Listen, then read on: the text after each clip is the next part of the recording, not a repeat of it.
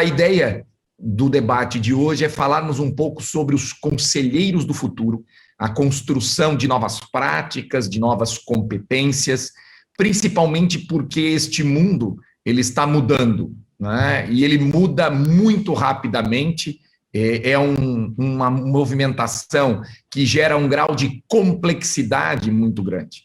Eu sempre digo que resolver problemas complicados é razoavelmente fácil. Fomos treinados durante uma vida acadêmica inteira para resolvermos problemas complicados. Agora, problemas complexos dão um grau, né, representam um grau a mais de desafio para todos nós que militamos no âmbito da governança.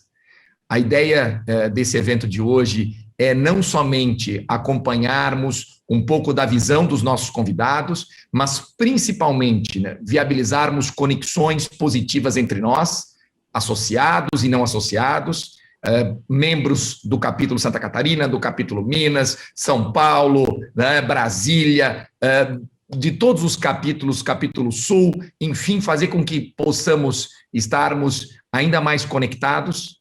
Fiquem absolutamente à vontade para compartilhar comentários e perguntas pelo chat, né? Eventualmente sugestões para outros debates. Eu já lhes adianto que esse debate em torno dos conselhos do futuro, ele deve se repetir, obviamente com uma outra roupagem em meados do mês de setembro, e não nos esqueçamos, por favor, de, ao final, respondermos à pesquisa de satisfação para que a gente possa, de fato, melhorar ainda mais os nossos eventos e estarmos ainda mais próximos dos nossos associados, estarmos ainda mais próximos dos agentes de governança. E aí eu me lembro sempre de uma frase do Mário Quintana, que diz que livros não mudam o mundo, livros mudam as pessoas, e as pessoas é que mudam o mundo. E nós somos as pessoas que vamos mudar o mundo, e aí, obviamente, no âmbito daquilo que entendemos ser a nossa missão na governança corporativa, né? Uma governança melhor para uma sociedade melhor. Sempre que a gente fala de administrar o abstrato, há um certo temor, uma certa ansiedade. Não é à toa que a gente concentra os nossos esforços quase sempre no imediatismo do curto prazo, em detrimento das eventuais incertezas que o longo prazo nos reserva. É da nossa natureza. Aquilo que está mais palpável, aquilo que é mais concreto, aquilo que é mais material, fica mais fácil de ser decidido. E olhar para o futuro, olhar para o longo prazo, nem sempre é uma tarefa tão simples assim. Eu acredito que esta possa ser uma das explicações de alguma dificuldade que temos para falarmos sobre os conselhos do futuro, falarmos sobre o papel dos conselheiros e conselheiras no futuro. Não é à toa que uma pesquisa realizada pela consultoria McKinsey aponta que 67% dos conselheiros entrevistados entendem que as suas agendas são consumidas em grande parte olhando para o retrovisor, ao invés de vislumbrar o futuro nas suas mais variadas cores, matizes e nuances. Alguns de nós aqui vivemos isso, né? E eu costumo reforçar que nós devemos olhar para frente, tal qual olhamos para o para-brisa do veículo. Uma grande área para olharmos para frente e uma pequena área, o retrovisor, para olharmos para trás. É óbvio que há uma dificuldade enorme em se colocar esta agenda, fazer com que essa pauta aconteça nos conselhos de administração, mas esse é o ponto que queremos debater hoje.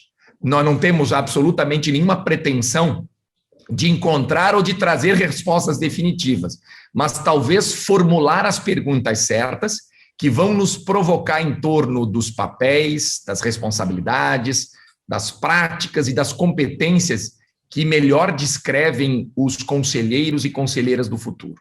Essa é a missão que temos hoje, até às 10 da manhã, podendo contar aí com a expertise da Adriana, com a expertise do Yomani, mas fundamentalmente com a participação de cada um de vocês, trazendo luz àquilo que nós entendemos ser um tema importantíssimo. Tanto é que Conselhos do Futuro é um dos pilares da Agenda Positiva de Governança lançada pelo IBGC ao final do ano passado. E precisamos estar preparados para esse futuro. Para a gente poder aquecer um pouco algumas das discussões e gerarmos alguns temas, eu vou pedir que o nosso time de retaguarda poste aí para vocês uma pesquisa do Menti. Tá? E essa pesquisa vai gerar uma nuvem de palavras. Fiquem à vontade para ir respondendo ela, né? Que práticas e competências os conselheiros e conselheiras do futuro devem apresentar. Para quem ainda não está familiarizado com o Menti, basta acessar www.menti.com, digitar aquele código e vai ter 3 campos para preenchermos palavras-chave que entendemos sejam capazes de descrever as práticas e competências dos conselheiros e conselheiras do futuro. A ideia é que daqui a pouquinho, quando essa nuvem de palavras estiver montada, a gente compartilhe com todos e ela vai servir de subsídio para uma atividade em grupo que pretendemos realizar daqui a pouquinho. Falarmos de conselhos do futuro, das práticas e das competências é algo que, obviamente, representa um desafio enorme para todos nós. E um dos pontos que tem me chamado a atenção e tenho acompanhado esse debate nos meios por os quais eu transito é o fato de que as famílias, elas estão mudando. Estão mudando no seu tamanho, na sua configuração, na sua lógica de relação. E um dos elementos que eu entendo que são importantíssimos para os conselhos do futuro é avaliar o impacto dessas mudanças sobre as famílias empresárias. O que esperam essas novas gerações de herdeiros, e principalmente como preparar-se adequadamente para o futuro. Adriana, como é que estão mudando as famílias? Como estão mudando os herdeiros? Como estar preparados para esse futuro? Como as famílias empresárias podem, lançando mão da governança corporativa, prepararem-se para esse futuro? Bom dia a todo mundo, né? Bom dia a todos. Obrigada, Mônica, por estar presente aí, dando a força aí, junto com Minas, né? Todo mundo. Privilégio muito grande estar aqui. Obrigado pelo convite, né? E respondendo a sua pergunta de cara, porque eu acho que a gente tem que aproveitar bem o tempo, eu acho que família é família, tem um núcleo, né? Tem coisas que são características de empresas familiares, mas a gente tem que pensar muito, que principalmente as brasileiras, e eu acho que Santa Catarina está um pouco fora desse mapa, até porque pela própria cultura local, né? pelo próprio sucesso das empresas familiares catarinenses aí, como o VEG, né? A gente vê por aí, que o que assusta muito, né, Andrei, é saber que 75% das nossas empresas, elas morrem quando os herdeiros assumem. E apenas 5% chegam na terceira geração. Esses são os últimos dados que nós temos de empresas familiares, né? Então, o que acontece? Né? Esses são os dados reais, e a gente tem que analisar esses dados reais no meio de uma pandemia, e a gente tem que analisar isso pensando no futuro. Como é que vai ser isso? Por que 75% morre quando os herdeiros assumem? O que está de errado nisso aí? Isso aí é o contexto que nós temos antes da pandemia, e com a pandemia ficou pior, porque tem 2 grandes momentos violentos, né, que são críticos na história da governança, que é a história, inclusive, do próprio estudo de governança. Né? O estudo de governança começa em empresas familiares, em empresas pequenas, estudando, tentando entender o porquê que acontece essa mortalidade. Não é uma característica brasileira, mas é do mundo inteiro. Né? Por que acontece tanta mortalidade? Que é o processo da diluição de capital de controle. A falta da preparação da própria empresa, da própria família, em relação ao seu futuro, às suas gerações. Isso é básico, isso é teoria básica de governança. E aquele momento também onde o dono sai e traz o executivo para tomar conta, que é o processo da divórcio entre a propriedade e a gestão. Isso é a base do estudo de governança, isso é a base, isso é a essência de governança em todo o mundo. Né? Acontece que a pandemia, ele trouxe um fato que, de uma certa forma, joga esses dois momentos e questiona esses dois momentos de uma forma muito violenta. Porque o dono que está na gestão, que ainda está, ou está sendo preparado, e as famílias que estão ali, eles se deram conta que a vida é finita. O dono começa a se perguntar agora, se alguma coisa acontecer comigo, se eu for pego por uma Covid, porque a Covid, gente, está começando a chegar nos nossos. Estava muito longe, agora está chegando, e as pessoas ficam assim, pô, e se acontecer comigo? Ele está olhando para a empresa dele, o que ele fez? Como é que ele está preparando? Então, eu acho que essa pandemia está criando um senso de urgência para essas questões, sempre tiveram, mas sabe? E tinha uma característica, como as coisas eram mais programáveis, né? As coisas eram mais planejadas, a gente podia planejar mais, que agora não, né? Essas coisas trouxeram um senso de urgência nessas questões, que eu acho que é um ponto muito interessante, né? Se acontecer alguma coisa com o número 1, com os principais executivos, com os principais familiares, porque esse vírus é democrático, ele não escolhe quem vai atacar, né? Você vai precisar disso. Como é que estão as nossas famílias? E aí a vulnerabilidade das nossas estruturas em termos de governança familiar, elas estão colocadas em xeque, né? Existe um contexto, mas isso aí veio. E aí como é que a gente pode trabalhar essas questões nesse momento com esse número que é catastrófico, né? 75% dos herdeiros matam a empresa por falta de quê?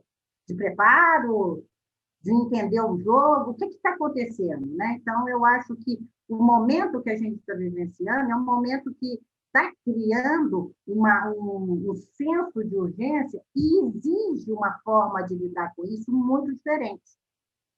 Não está na hora, às vezes, da gente ficar batendo aquele tipo de tratativa da família como se fosse como é que a gente fala? Se a gente estivesse no divã. Não tem tempo para a gente analisar, por exemplo, os pontos fracos, as incompetências, como é que nós vamos melhorar, porque não tem tempo para isso.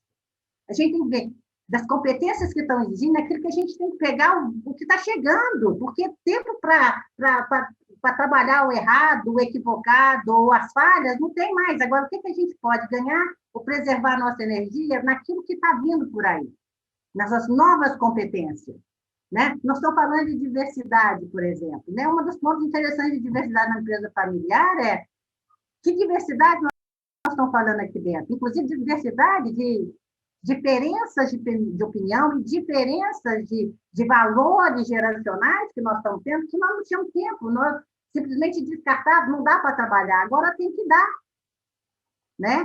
As competências das pessoas, os valores delas, elas são um momento que a gente analisa que está. Então, está mudando muita coisa, e eu acho que essa diversidade na abertura e na busca, né, de novas competências, de novas necessidades, de novas posturas. Porque, ao mesmo tempo que você tem que estar muito flexível para tudo que está chegando e ter um senso de urgência para entender o que está novo vindo, exige da gente uma abertura mental para o diferente, para o inusitado, que a gente não tinha pensado isso antes. Isso começa nas famílias. E começa pelo respeito de cada um, né, membro da família que está ali, porque é a família. Ou vai junto, ou não vai mais, né? Então, eu acho que o momento é ímpar, mas é muito interessante, porque tem aí a questão da psicologia positiva vindo, né? Que é um outro racional que lida com essas questões da família, que eu acho que é um negócio muito, muito interessante. Interessante, né, Adriana? A nossa nuvem de palavras, ela está centrada ali na diversidade e na inovação. Sim. E é uma diversidade nos seus mais extremos conceitos, né? E a gente tem muitas empresas de caráter familiar, várias gerações convivendo, desde baby boomer até uma geração alfa. E é fazer essa conciliação, né? Ter essa flexibilidade, essa resiliência, ela é fundamental. Eu estava aqui percorrendo a minha tela, que é pequenininha, nós estamos em 67 participantes, Vi aqui o doutor Glauco Corte, que foi nosso presidente da Fiesc, vice-presidente da CNI. Seja muito bem-vindo, doutor Glauco, sempre muito envolvido com as questões de governança. Estou acompanhando aqui alguns colegas que, junto comigo, fomos professores em diferentes cursos. O Carlos Ercolim está por aqui, que foi um dos motivadores de eu ter entrado no IBGC. Então, agradecer a presença de todos vocês. Agora, pensando no sucesso, porque o sucesso empresarial ele pode ser medido de várias formas, ele pode ser medido sob vários aspectos que não seja exclusivamente o resultado ao final de cada exercício. Mas uma pergunta, Iomane, é: sucesso do passado garante sucesso do futuro? E aí a tua perspectiva como sócio fundador de uma startup que hoje já tem voos, está alçando voos muito mais altos, já está consolidada, né? Qual é o papel dos conselhos de administração, pensando aí na tua posição como sócio fundador, que deseja ter o apoio de um conselho de administração capaz de te ajudar a dar vazão aos objetivos da organização, a enxergar esse futuro, mas também a tua experiência como hoje presidente da ACAT e que mudanças foram implementadas ao longo dos últimos tempos para tornar essa governança mais eficaz e mais efetiva. Aliás, né, efetividade talvez seja a palavra importante aqui. Por favor, Iomane, teus pensamentos acerca desse tema. Ok. Primeiro, eu gostaria de agradecer enormemente o convite para falar de um tema que eu realmente sou muito apaixonado. A Santa Catarina aqui, o pessoal do nosso ecossistema escreveu um livro, Ponte para a Inovação, para montar ecossistemas de inovação de sucesso, muito baseado no ecossistema de Israel. E eu escrevi o capítulo de governança corporativa, que é realmente um tema que eu gosto muito e aprecio. Então, muito obrigado pelo convite e bom dia a todos. Falar primeiramente um pouco da ACAT, da provocação da ACAT. Eu falo que a ACAT teve um privilégio de ter um conselho que raras empresas têm, que é o seguinte: o conselho é basicamente formado por empresários do setor, que ele tem tanto a posição de acionista como cliente. Então, você ter um cliente no conselho é uma coisa que facilita muito, né, a vida das escolhas das prioridades. E a Caixa cresceu escutando muito, né, esse conselho, e o conselho basicamente era formado pelas empresas mais relevantes do setor, que colocavam suas demandas regulatórias, demandas de linhas de crédito, e a gente ia junto às entidades competentes, e o trabalho foi feito dessa forma. E também esse engajamento que é necessário para que uma entidade, uma associação tenha êxito. E eu falo muito isso, né? Infelizmente, o conceito de associação no Brasil, ou entidade não governamental, sem fins lucrativos, muitas vezes ela tem quase um estigma, né? Dizer que não tem que ter resultado, que não... E eu falo muito isso da CAT: a gente tem cliente, a gente tem custo, a gente tem processo, então a gente é uma empresa que tem que ter resultado e entregar resultado para vários stakeholders. Na minha posição ainda como vice-presidente, na época que eu estava na sucessão, e daí eu acho que é um primeiro ponto aqui do tema, eu falei para o presidente em exercício, falei: a gente tem que ter coragem, né? Eu acho que os executivos têm que ter coragem de ter um conselho que provoque o time executivo e auxilie a saída da zona de conforto. E esse, para mim, é um grande papel do conselho e do time executivo de estar aberto a isso. E, nesse sentido, a gente fez uma modificação no nosso estatuto para a mudança do conselho em duas dimensões.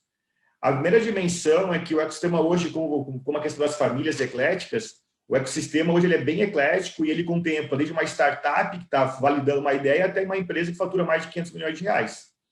E o ecossistema de inovação ele tem que responder a tudo isso. Nós temos várias pessoas nessa jornada. E essa foi a primeira modificação, então, que nós tivéssemos slot no nosso conselho que representasse essa pluralidade de visões, né? A necessidade de uma grande empresa diferente de uma pequena empresa, diferente de uma média empresa. E essa foi a primeira mudança. E a segunda mudança estava na representatividade geográfica. A gente é uma entidade catarinense, e o nosso conselho é muito concentrado na Grande Florianópolis, até criando um estigma, né, que Santa Catarina tem, alguns outros estados também têm, em relação ao bairrismo, né? o nosso norte, né, e o Vale do Itajaí mais uma cultura germânica, o oeste também, com muitos italianos, e Florianópolis, até acho que foi a Mônica falou que também é de coração, eu moro em Florianópolis, eu sou do Rio também, Veloso, eu sou carioca, tá? Não tenho mais o sotaque, mas eu sou de Niterói. E então, esse estigma de bairrismo a gente tentou vencer com um conselho eclético e tem gerado muito bons resultados para nós, né? Tanto todo mundo se sentir parte é importante, né? Para uma associação como nós, todo mundo se sentir parte, se sentir dono, para que o engajamento aconteça, a representatividade aconteça, e a gente conseguir entregar valor, né? Tanto para os portes de empresas diferentes, como também para as geografias diferentes do nosso estado. Falando um pouco de Pixion, né? A Pixion é uma empresa que, só para vocês terem ideia, a gente cresceu 25, 28 vezes em 9 anos, tá? Então, foi um crescimento extremamente acelerado, uma empresa que foi fundada em 2003, e o primeiro ponto que a gente acredita no papel do conselho é ele realmente saber quais são as prioridades para aquele momento da companhia e o que aquela companhia realmente precisa para atingir o next step, né, o próximo passo.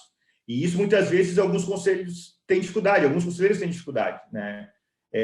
Então, o primeiro passo aqui no nosso conselho foi, primeiro, formar os founders a serem executivos. Não era uma reunião de conselho, era uma reunião de diretoria de primeiro nível, né? De 8 horas, inclusive. Era um dia inteiro, eu e meu sócio, literalmente, aí, com a metáfora, apanhando, né? Do acionista que tinha chego, que foi a Intel. A Intel foi o primeiro acionista investidor da Pixion. Então, uma empresa extremamente com governança muito madura e com uma visão de estratégia absurda em relação ao setor de saúde. O outro lado também do conselho é ele suprir alguns gaps que, eventualmente, o time executivo tenha nesse momento, né? É muito fácil para um conselheiro sentar na sua cadeira e eu quero isso, eu quero aquilo, e muitas vezes não ajudar, né, o C-level a formar os hard skills, eventualmente soft skills, ou até direcionar isso, né? Então, esse também foi uma lição aprendida. E até nessa lição aprendida, nós tivemos em outro momento de conselho, a gente teve um conselheiro que ele ficou somente 60 dias ou 90 dias conosco.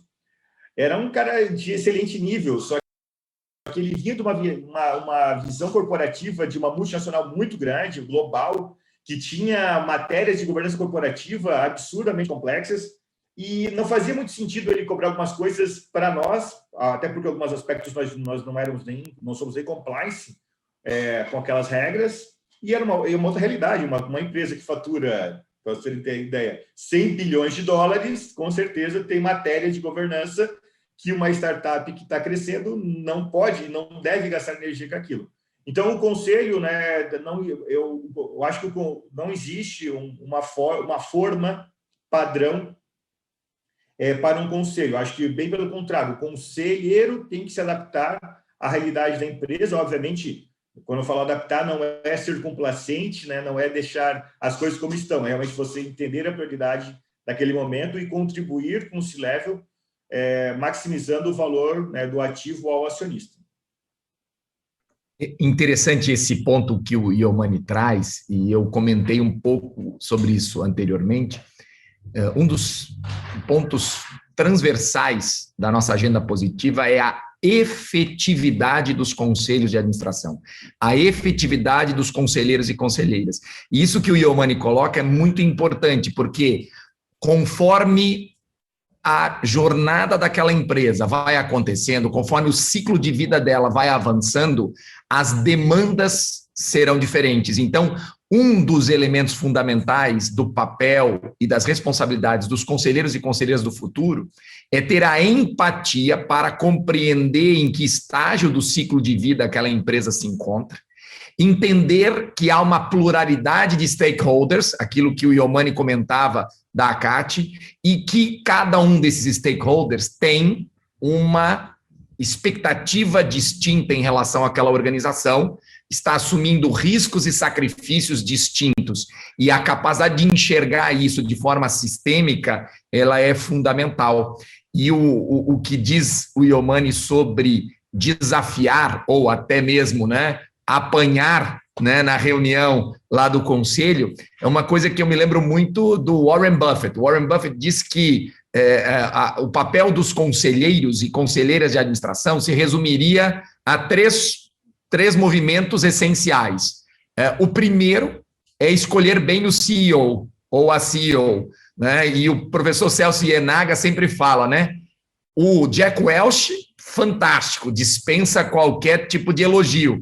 Mas quem será que realmente acertou? O Jack Welch sendo este CEO fantástico ou o conselho que o apontou?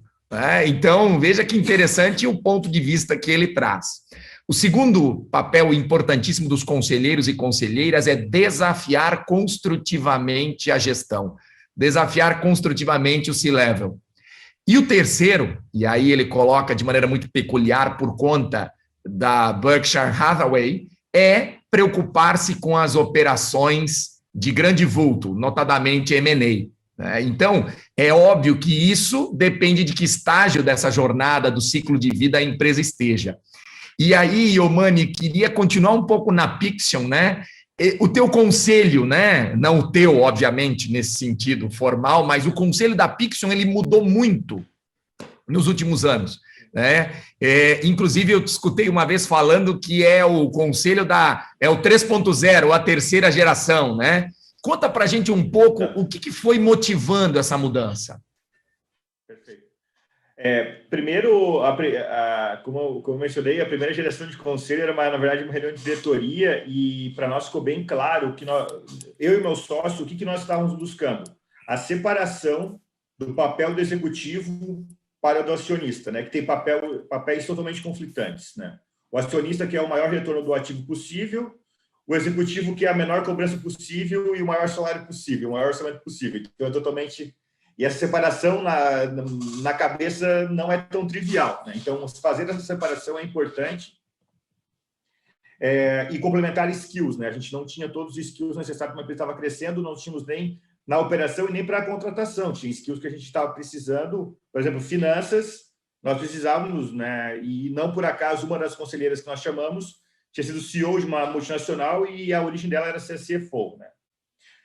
Num segundo momento, a gente entendeu que nós precisávamos de estratégia, né? Então, a gente precisava... O próximo passo da empresa tinha que ser movimentos estratégicos, operações de grande vulto, que envolvia uma operação de M&A. Então, nós trouxemos para o conselho pessoas que tinham passado por esse momento de escalar, de fazer aquisições, entendiam dessa matéria e poderiam contribuir também tanto na estratégia como também como fazer parte dessa estratégia de aquisição. E foi muito importante para nós, principalmente ter pessoas do setor de tecnologia. No caso, a gente trouxe um executivo da Microsoft para compor também, porque é uma empresa que tem uma visão global de estratégia e de movimentos, né? Ontem anunciaram, inclusive, a maior aquisição da história deles, né? Na área de inteligência artificial e reconhecimento de voz.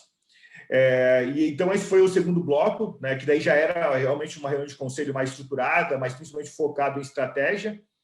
E, nesse momento, a gente chama da nossa terceira geração de conselho, a gente está muito preocupado em escutar, né? A empresa cresceu muito, então os executivos hoje têm um papel importante, obviamente, com atenção aos nossos clientes, mas a gente nunca teve, né, no conselho o nosso principal cliente, que são os médicos, né? Então, hoje, a gente está muito preocupado e temos um médico no nosso conselho, é uma referência aí na área, com uma visão corporativa muito boa também, que contribui muito, tanto com a estratégia, mas também na visão da necessidade do nosso principal usuário, que é o médico, que durante a pandemia, né, não preciso nem falar que os médicos tiveram que literalmente se reinventar e se adaptar a uma nova realidade de mundo de relacionamento com o paciente. Então, foi muito acertado a gente ter um médico, nossa estratégia, e a pandemia mostrou esse acerto muito bem, né, de como um profissional hoje, né, os médicos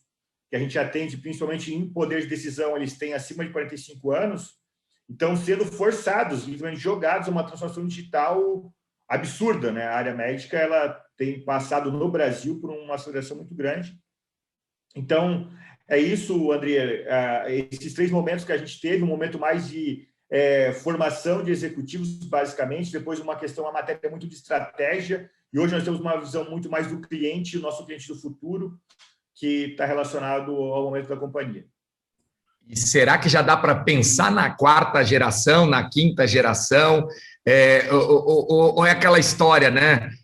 Viver é um ato pedagógico, tem que viver para aprender a viver, né? Vamos acompanhando e vamos acomodando. Será que é isso que vai acontecer? Eu acredito, né, uma das coisas que a gente hoje vê, né, em todo momento, talvez no momento que a empresa está, sempre tem matérias mais sensíveis da companhia serem tratadas. E a gente vê realmente agora o patamar que nós estamos chegando de empresas de software, é um patamar que tem poucas empresas que chegam no Brasil, infelizmente o setor de software do Brasil, apesar desse crescimento que a gente está vendo de unicórnios, mas comparado aos Estados Unidos, por exemplo, a gente é totalmente neófito e estamos engatinhando, né? Então, a nossa preocupação hoje é conseguir trazer visões de operações globais para que a gente possa imaginar o próximo passo, o grande passo da empresa, né? Então, no momento, como você falou, de consolidação local, geografia local, Brasil, apesar de termos uma operação em Latam também, na Argentina e Colômbia, mas não é um worldwide, né? Então, hoje, a nossa preocupação é trazer uma visão, de novo, global, para que a gente possa ver como que a saúde vai mudar, né? E, com certeza, na transição digital, nós falávamos sobre isso, né? O setor de saúde talvez é um dos setores que vai mais acelerar a transição digital por N aspecto. Desde o próprio paciente, né, mudar o seu consumo de saúde, como o próprio médico. Então, a gente imagina que, pelo menos, o próximo passo, essas matérias de globalização, né, de grande escala, de se tornar uma empresa, talvez, pelo menos uma geografia Latam consolidadora, a gente vai precisar de ajuda nesse sentido de quem já trilhou isso. Esse é um ponto importante, né, que o Conselho de Empresas pode ajudar, né, trazer um marujo, né, que já navegou nesses mares, né? Isso é importante, esse conselho. E, de novo, não que ele vá fazer a mesma forma, né, na metáfora da forma, de novo, uma receita que funciona para uma empresa não funciona para outra. Esse é um ponto que eu queria até destacar bastante. Eu já presenciei em conselho, né, a pessoa vem com um framework de execução pronto para dentro da empresa e não analisa fit cultural, não analisa o momento da companhia, disponibilidade de capital, qual que é a estratégia, e tenta colocar uma forma que é um triângulo num quadrado. E, obviamente, que a catástrofe está formada. Então, o conselho pode usar aquelas experiências, mas saber adaptar naquela realidade, naquele microcosmo que a empresa está inserida.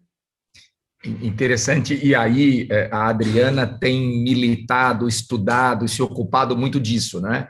A diversidade, sem sombra de dúvida, oferece perspectivas únicas para os conselhos, para as organizações, e, portanto, me parece ser um tema central aqui, mas essa diversidade nas suas, obviamente, mais variadas dimensões, né? Se essa é uma marca dos conselheiros e conselheiras do futuro, de que diversidade nós estamos falando, Adriana? E tu que tem te envolvido tanto, né, com essa diversidade, né, tal qual a gente imagina que seja a diversidade do futuro. Teu microfone está desligado, Adriana. Eu acho que a primeira diversidade que nós estamos falando é a diversidade de competência. E eu acho que esse é um ponto que, para estar no conselho, alguma competência você tem que ter. E que realmente você seja diferenciado nessa competência. Eu acho que é a primeira, né? Diversidade de competência. De que nós estamos falando, né? É um espaço que tem outros olhares e outras perspectivas que possam ser trazidas aqui, né? Aproveitando um pouco o Yonami e olhando também as perguntas que estão aqui no chat, a turma está falando em ESG, né? Nós estamos falando aí e tal. O ESG, o que vai fazer realmente a ligação disso, dos nossos conselhos atuais, com essa nova tendência que já chegou, que já está no nosso conselho, que já é pauta dos nossos conselhos, é justamente essa diversidade. E entender, por exemplo, o que ficou muito claro na exposição do Yomani, né? A questão da saúde. Se tem um S, se tem um ponto que passou a ser um ponto de convergência planetária, a questão da saúde. As pessoas estão com medo de morrer.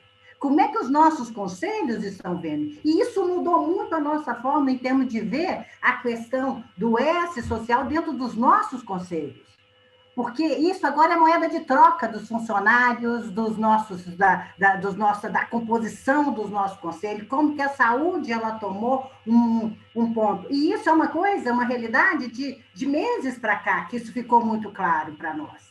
E exige da nossa diversidade, porque a diversidade exige o quê? Além do respeito ao diferente, a um outro pensar, porque eu acho que é uma coisa, numa sociedade que está tão polarizada entre o sim e o não, não tem meio termo, né? Ou é você isso ou é aquilo, né? Então, há uma polarização muito grande de opinião, não estamos tendo espaço para essa diversidade ser colocada, e num conselho, né, hoje, do que a gente está percebendo, esse espaço para o diferente, esse espaço dessas inovações, a gente tem espaço para poder trocar pontos de vista e contrapontos, o que é mais importante, e contrapontos, porque não tinha espaço para contraponto, né? Falava-se que o que é um conselho? Vamos buscar o consenso. Ok, vamos buscar o consenso naquilo que é melhor para a empresa.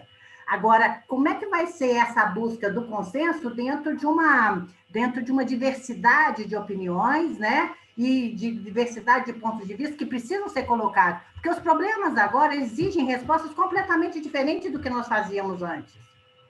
Porque está tudo muito diferente, está tudo muito mais complexo, né? Então, a forma que ele diz, não dá para vir com framework, não tem framework, é um framework que tem que ser criado no conselho para saber o que vai ser, como que nós vamos direcionar, e o que dá para fazer, que aí vem a questão da efetividade também, né?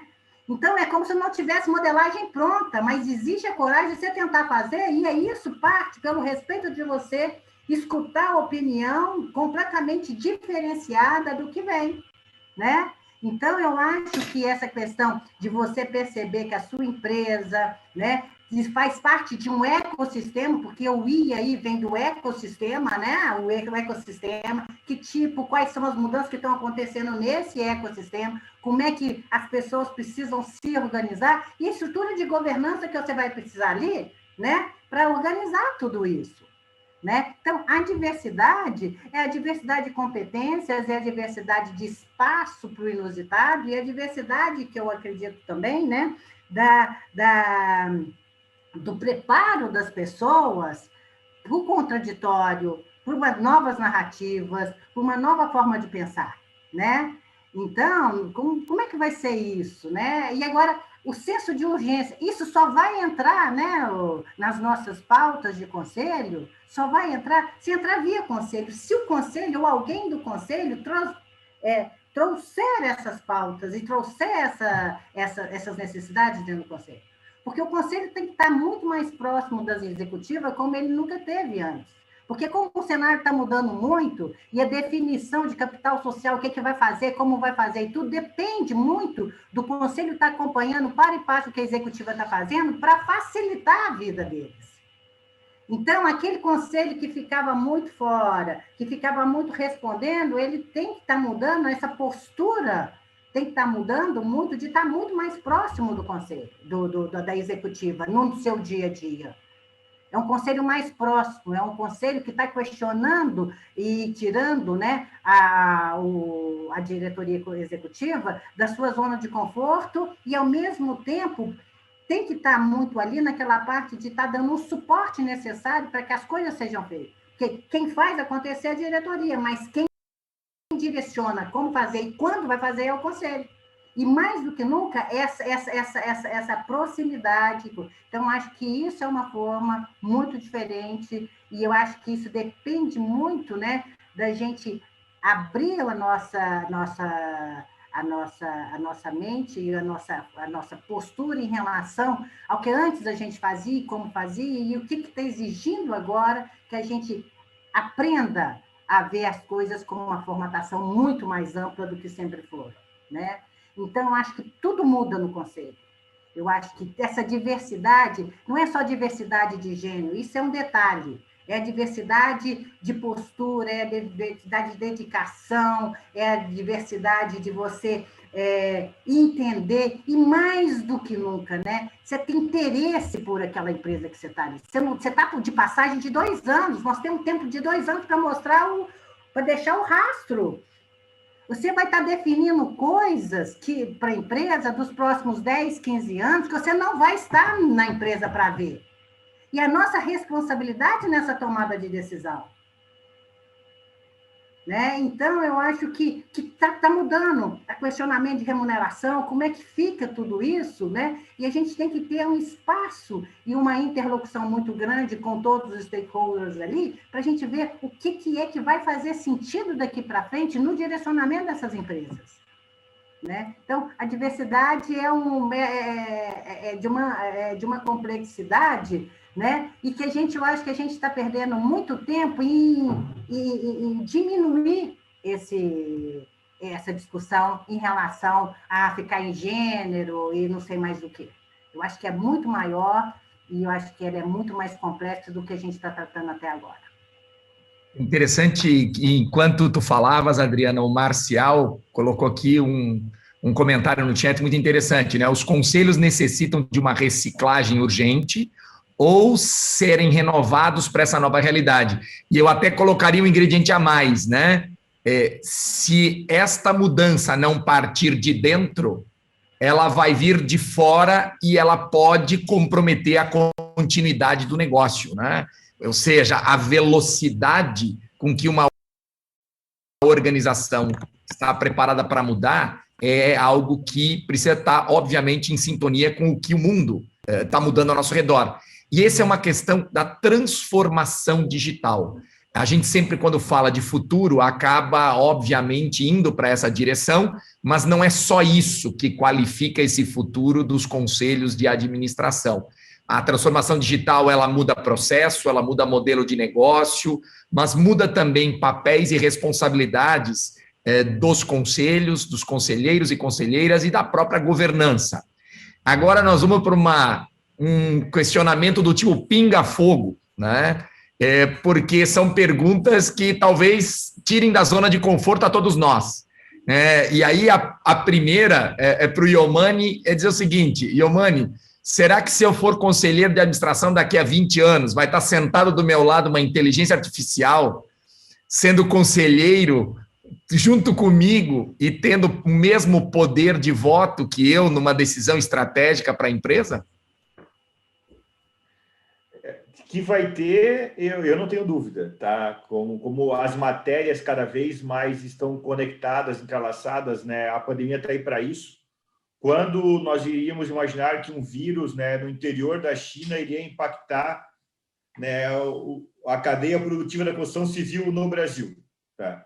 Em nenhuma matéria de risco estaria mapeado em lugar nenhum, apesar de um relatório de dezembro de 2019 já ter uma IA, né, de dezembro de 2019, já tinha detectado que uma potencial infecção viral estava acontecendo e isso poderia ter impactos globais.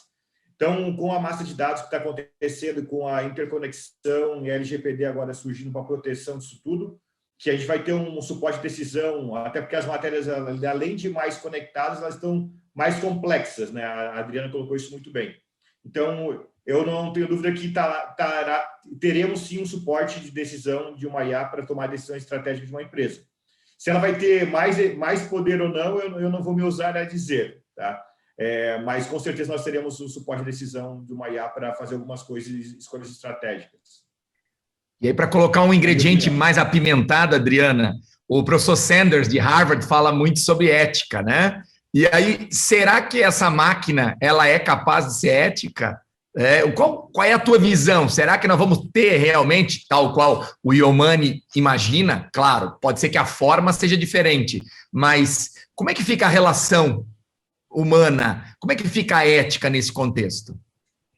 Aí, né, eu acho que vai facilitar muito toda essa tecnologia de informação. Nós vamos ficar, as análises vão ficar muito mais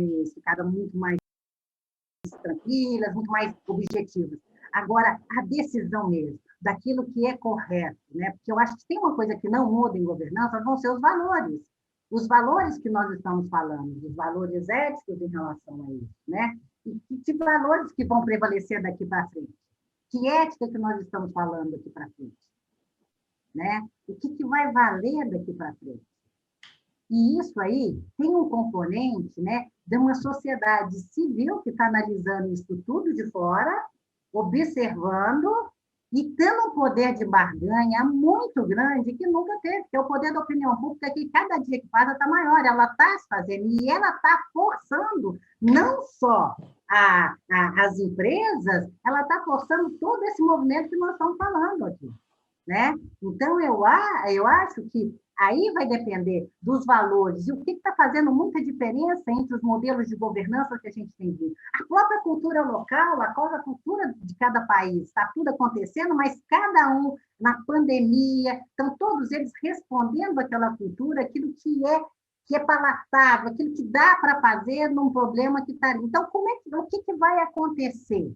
Né? O que vai acontecer essa época? Uma das coisas que mais me chamaram a atenção no meu mergulho, por exemplo, no setor de mineração, Andrei, justamente fala isso. Estava conversando com uma Big Four, estava dividindo um painel comigo, ele é um auditor. E ele falou assim, na minha empresa, nós somos proibidos de fazer auditoria na Índia.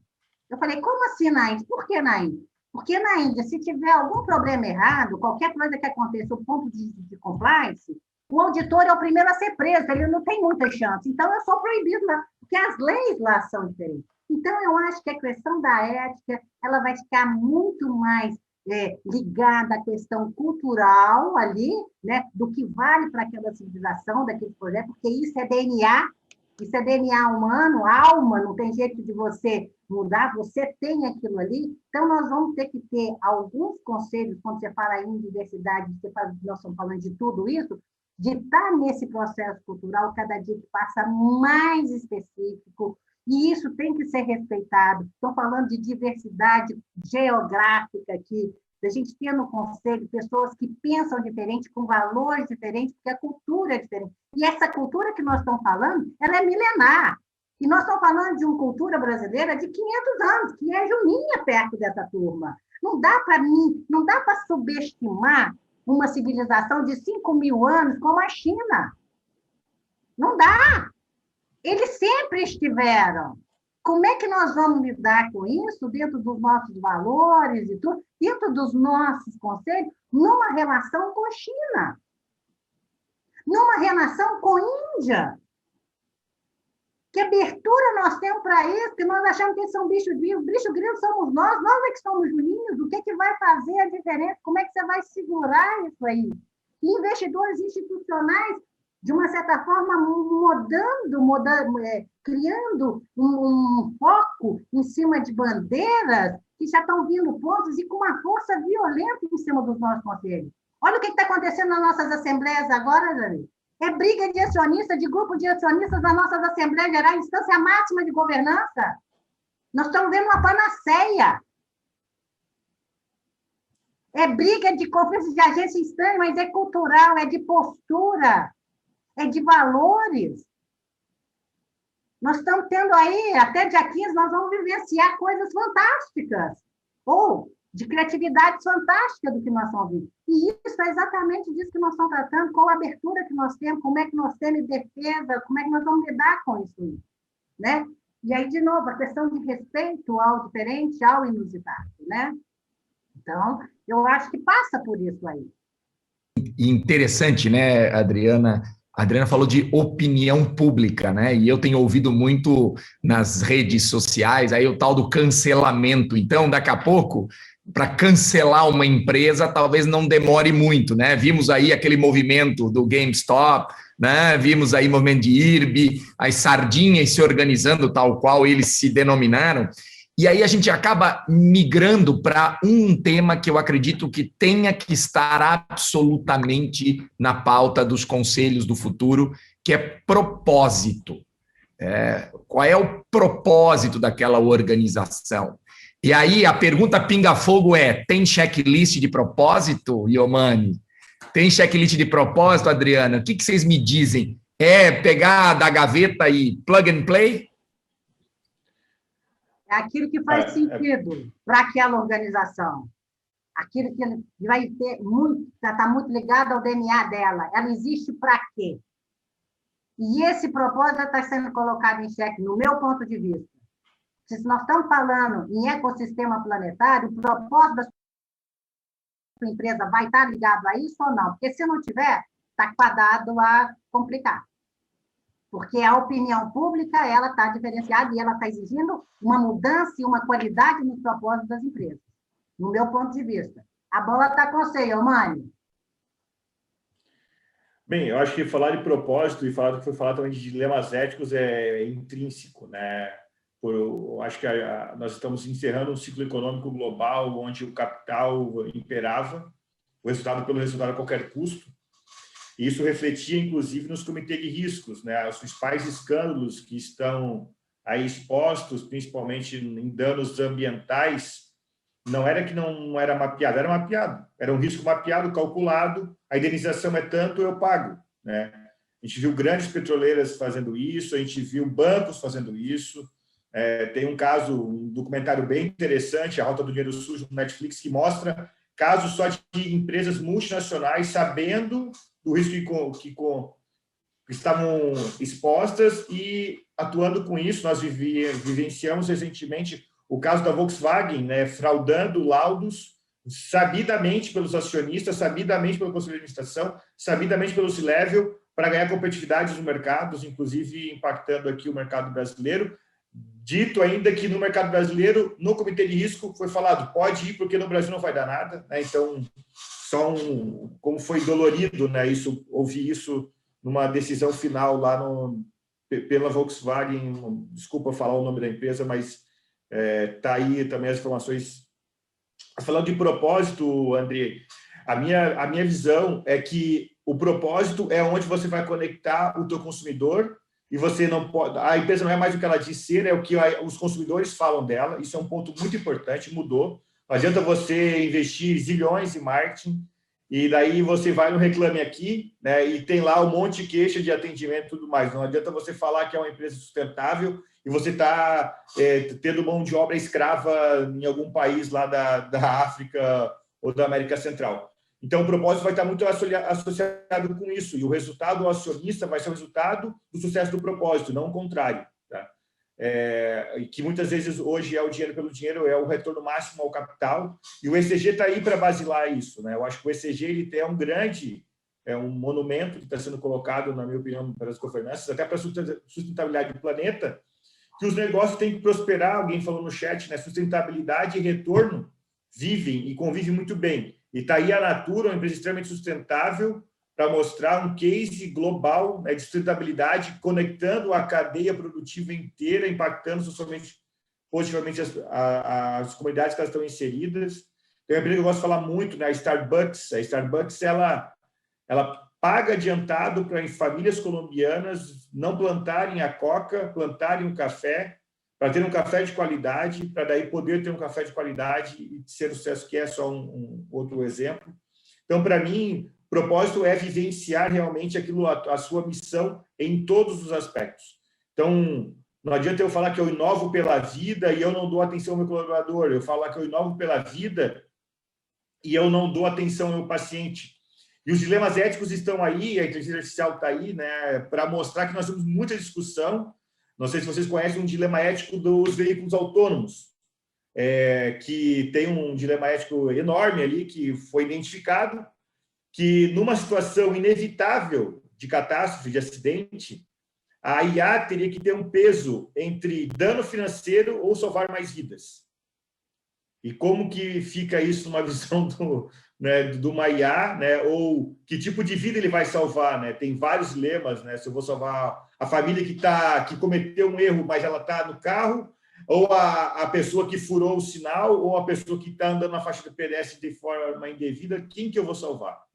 Então, estou falando que esse é o extremo dos dilemas éticos que a inteligência artificial vai ter que ter na fronteira, e a gente vai ter que discutir isso de forma muito clara e aberta nas companhias, se a gente quer realmente viver num mundo melhor, sem essa polarização que a Adriana colocou, que eu concordo muito, tá? Que esse talvez é um dilema que os conselhos também têm que tratar, que é evitar essa polarização global, e as empresas estão aí para tentar, podem evitar isso também. Ótimo, excelente.